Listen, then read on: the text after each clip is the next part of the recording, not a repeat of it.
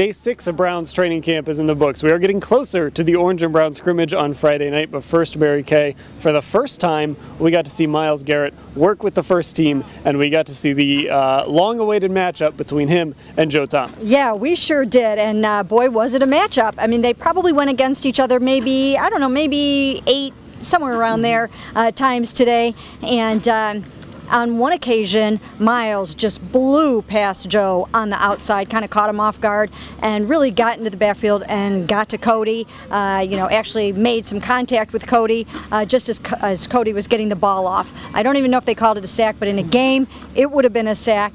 And now, in Joe's defense, Joe hasn't been practicing very much, but it was nice to see the two of them out there going against each other.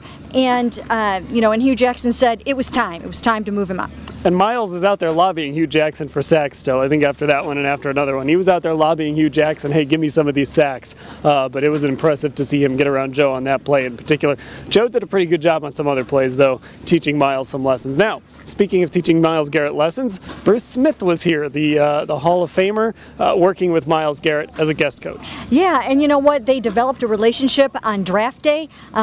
Bruce went and watched some of his film. He's from the same area as Myles Garrett's mother, who kind of put this whole thing together. And now there's a menteeship thing going on, and he's here also as a guest of Greg Williams, who he played for, and Hugh Jackson. And and he watched that sack that he got, and he said that was a great rush. He once said that Myles was a little bit slow off the ball, but he just said, that's an occasional thing, and he's trying to impress upon him, you must go gangbusters at all times. Now, it was a really good day for the defense kind of all around.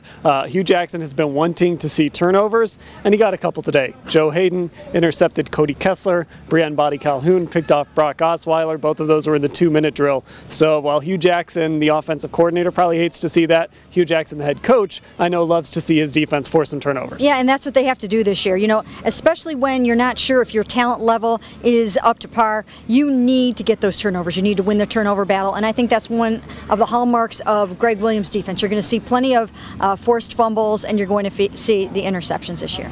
It will be full tackling at the scrimmage on Friday. There's one more day of camp out here before they head to First Energy Stadium for that scrimmage. We'll have full coverage of that, and of course today at cleveland.com/Browns.